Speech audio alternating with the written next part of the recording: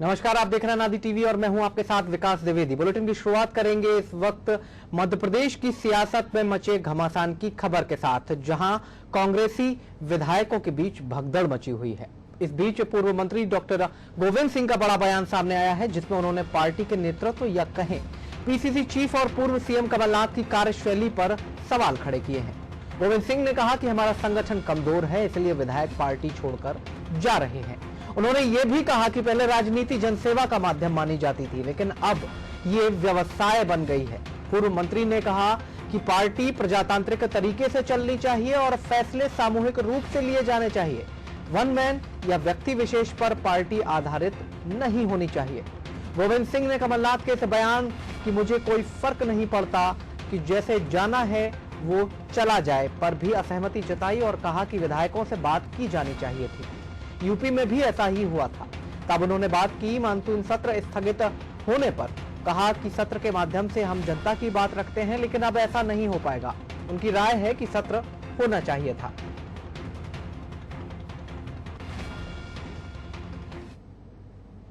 कमलनाथ सरकार में पूर्व मंत्री रहे उमंग सिंघार का ट्वीट इन दिनों चर्चा में बना हुआ है। दरअसल उन्होंने ट्वीट के माध्यम से केंद्रीय नेतृत्व को प्रदेश में स्थिति पर फोकस करने की नसीहत दी है।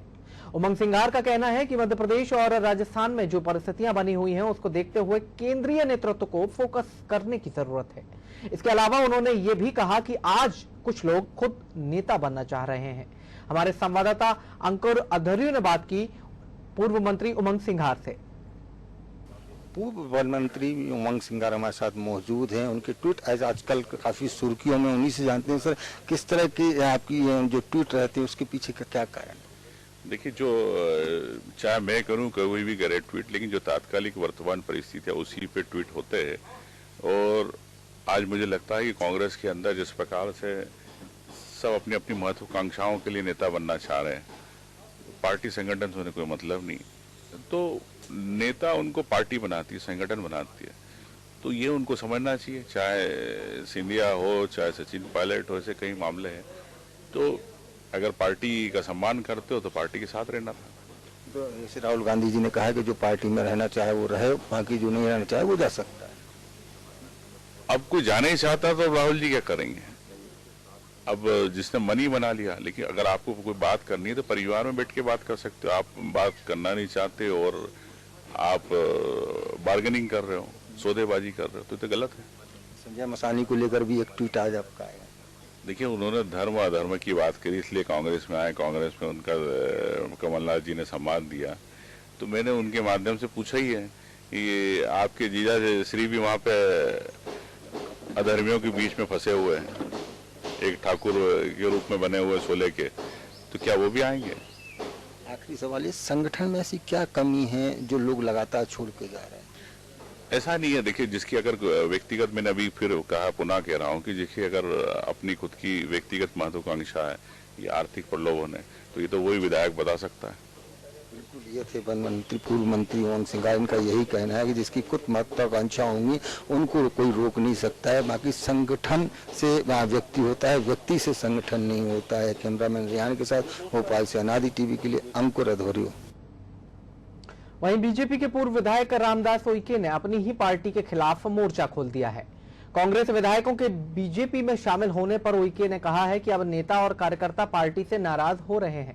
जुन्नारदेव सीट से विधायक रह चुके उइके ने कहा है कि क्या पार्टी मेरे जैसे पूर्व विधायकों को खरीदने की कोशिश करेगी? क्या हमें भी निगम मंडल का लालच दिया जाएगा?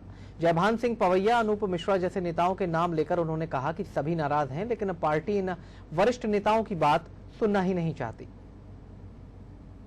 अशोकनगर में हाईकोर्ट के आदेश के बाद पुलिस कुलवाचक की घटना के आरोपी की पत्नी को मकान और शोरूम सुपुर्द करने पहुंची।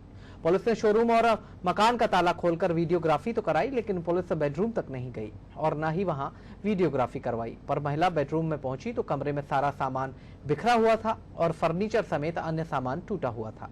आरोपी की पत्नी ने पुलिस पर गैर मौजूदगी में तोड़फोड़ करने सहित सामान गायब करने के भी आरोप लगाए हैं। महिला का आरोप है कि कमरे से बंदूक, 1 करोड़ की एफडी, टीवी, 8 लाख रुपए की नकदी और 35 तोला सोना गायब है।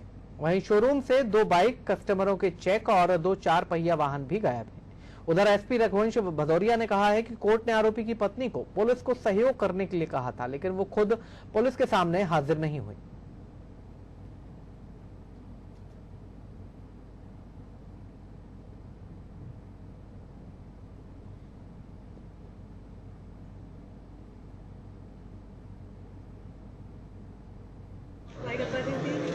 ढाई साल ट्रैक्टर था, उसमें लिफ्ट लगी थी, वो भी नहीं है। और DVR नहीं है, एक ऊपर नहीं है DVR, एक नीचे नहीं है। एक टीवी बीच कमरा में नहीं है, बेडरूम में, एक बेडरूम में नहीं है, 2 टीवी नहीं है। और मेरा लॉकर तोड़ दिया, उसमें 8 लाख रुपये रखे थे, 35 तोला सोना रखा था, वो भी नहीं है। इनकी बंदूक भी नहीं है, इनकी रखी थी अलमारी के ऊपर, एक लैपटॉप भी नहीं है। अंदर नहीं गए, हमारे बेडरूम के अंदर नहीं गए, बाहर के बाहर आ गए। सभी को दूंगा। स्पष्ट आदेश था कि दरवाजे का ताला खुलवाएंगे, शोरूम की वीडियोग्राफी करेंगे, ऊपर की वीडियोग्राफी करेंगे और सारा। और उन्होंने हमने ये सस्पेक्टेड माननीय उच्च न्यायालय में पेश किया था कि हमारे शोरूम के अंदर अनुपस्थिति में पुलिस ने प्रवेश किया है और हमारे शोरूम में अंदर ये टाइप का सामान है। तो पुलिस ने संतोषजनक कार्रवाई न करते हुए, और जो हमने कहा था कि आप केवल देखिएगा अंदर क्या कोई चीज़ मिसिंग है या नहीं है, तो वो केवल फॉर्मेलिटी उन्होंने की। सीज करने के आदेश दिए गए।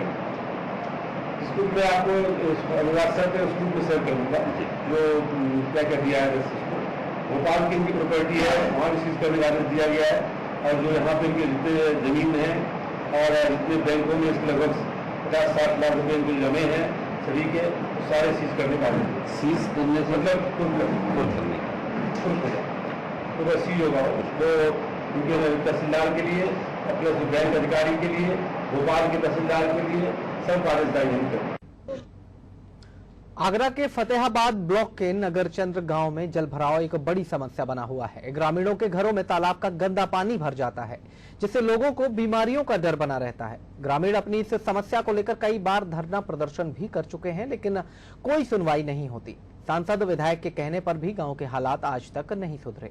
लोगों की परेशानी का अंदाजा आप इस बात से लगा सकते हैं कि जल भराव की इस समस्या को लेकर गांव के 3 परिवार पलायन तक कर चुके हैं।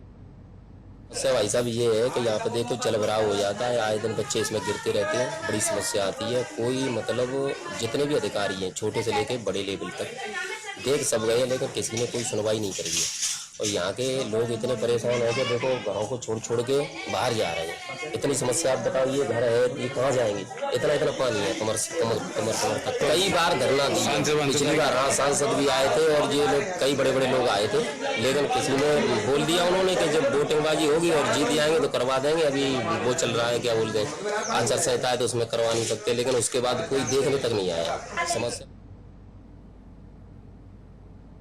इंदौर में राज्य साइबर सेल ने लोन दिलाने के नाम पर धोखाधड़ी करने वाले एक शख्स को गिरफ्तार किया है। आरोपी आधार कार्ड और पैन कार्ड से ऑनलाइन लोन दिलाने के नाम पर लोगों से धोखाधड़ी करता था और धोखाधड़ी को अंजाम देने के बाद बार-बार अपनी लोकेशन बदलता रहता था। वहीं धोखाधड़ी करने के लिए कई सिमों का उसने प्रयोग किया। फिलहाल पुलिस आरोपी से पूछताछ में जुटी हुई है।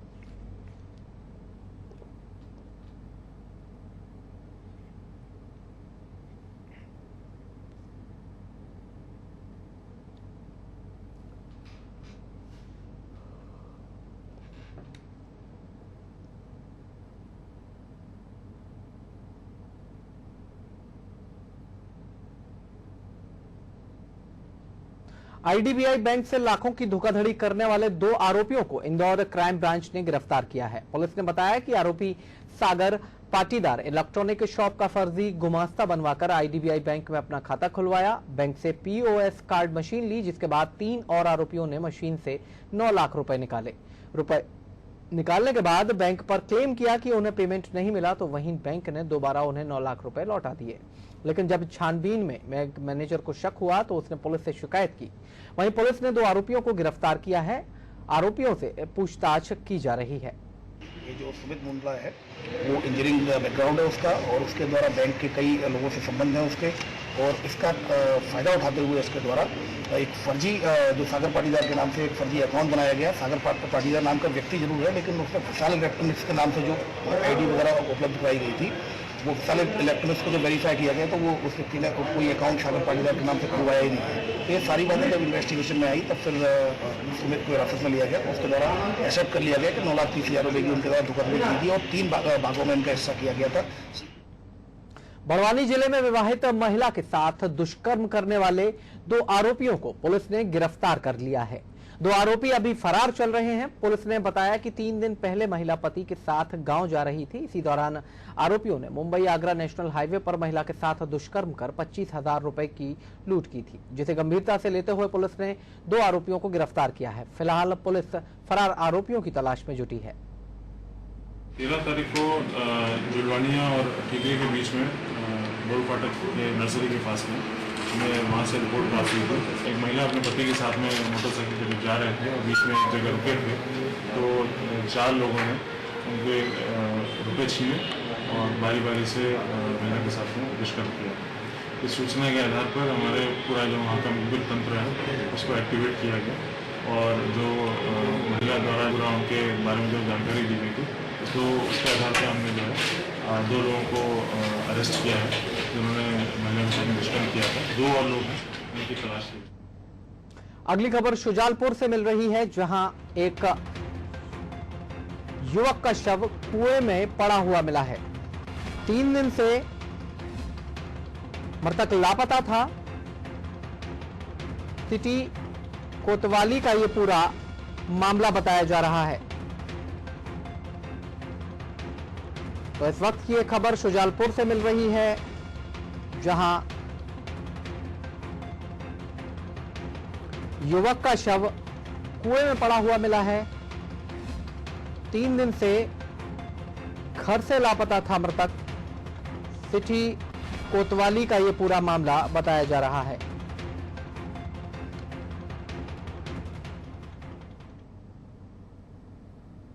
ये तस्वीरें हम आपको दिखा रहे हैं। इसी कुएं में युवक का शव पड़ा हुआ मिला है।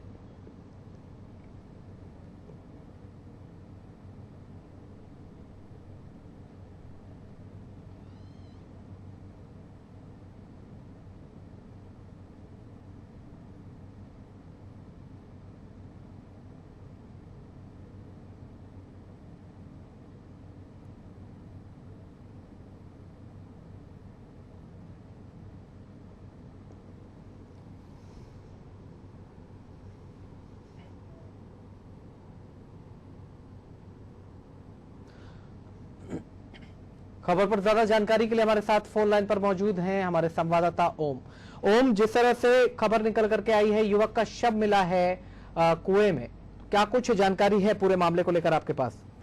जी बताना चाहूंगा कि सुजालपुर क्षेत्र थाने का मामला है। ग्राम पंचायत उगली गांव का रहवासी है, नर्मदा प्रयास। कम से कम 3 दिन से लापता था ये। अचानक आज कुएं में उसकी लाश दूसरे परिजनों ने देखी गई, बॉडी ऊपर है दिखाई गई। मौके पर थाना प्रभारी पहुंचे हुए हैं, लेकिन बॉडी को अभी निकाला नहीं गया। अभी कुछ देर पहले तक की सूचना है कि अभी बॉडी को निकाला नहीं गया। शाजापुर से एसएफएल की टीम अभी पहुंची नहीं है।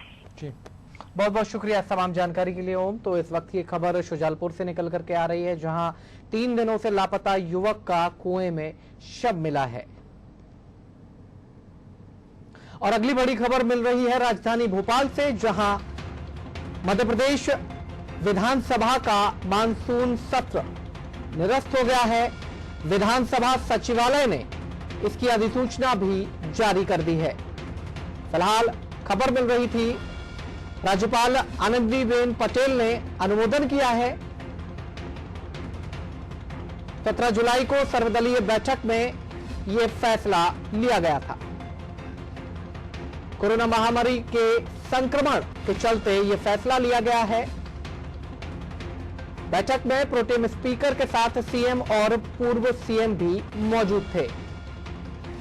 तो इस वक्त ये बड़ी खबर, जहां मध्य प्रदेश विधानसभा का मानसून सत्र निरस्त कर दिया गया है, खबरें मिल रही थीं और अब विधानसभा सचिवालय ने इसकी अधिसूचना जारी कर दी है। राज्यपाल आनंदीबेन पटेल ने अनुमोदन किया है। 17 जुलाई को सर्वदलीय बैठक में ये फैसला ले लिया गया था, जिसके बाद अब विधानसभा सचिवालय ने इसकी अधिसूचना जारी की है। सत्र निरस्त करने का कारण कोरोना संक्रमण को बताया जा रहा है। सर्वदलीय बैठक में प्रोटेम स्पीकर रामेश्वर शर्मा के साथ मुख्यमंत्री शिवराज सिंह चौहान और पूर्व मुख्यमंत्री कमलनाथ मौजूद रहे। खबर पर ज्यादा जानकारी के लिए हमारे साथ फोन लाइन पर मौजूद है हमारे विशेष संवाददाता आशीष मंगल सोनी। आशीष, जिस तरह से मानसून सत्र को निरस्त कर दिया गया है, अधिसूचना भी अब तो विधानसभा सचिवालय की ओर से जारी हो गई है, तो क्या कुछ कहेंगे?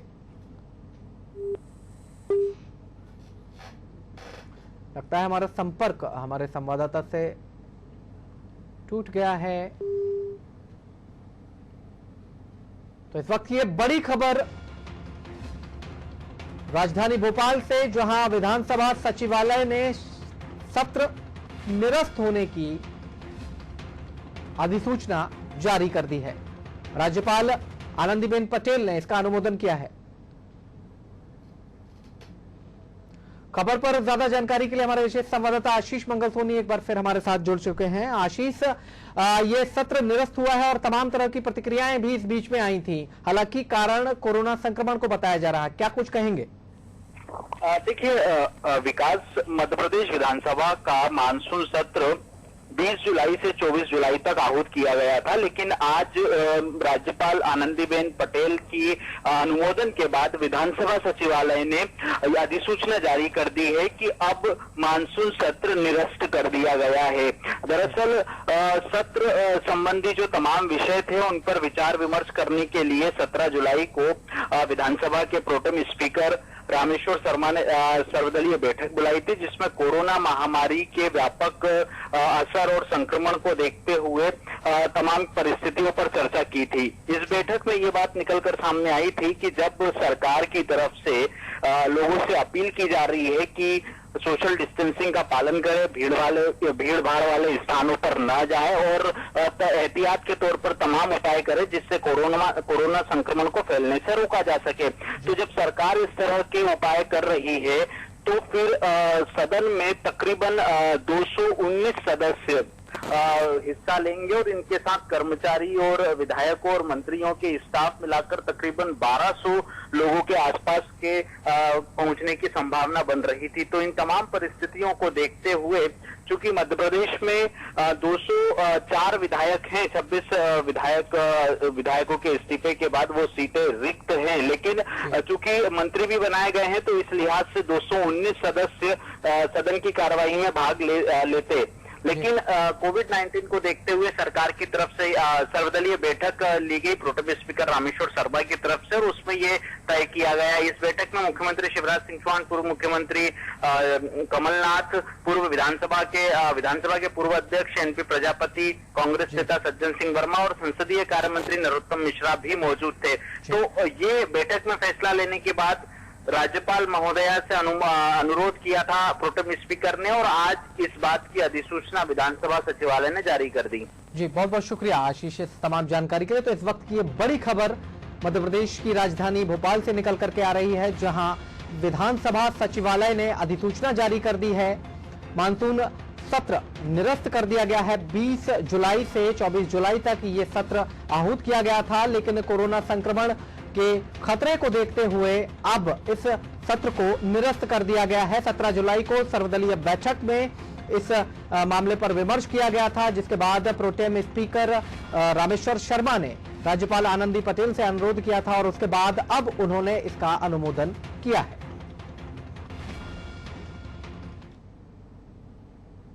इस बुलेटिन में फिलहाल इतना ही। आप बने रहिए अनादि टीवी के साथ। नमस्कार।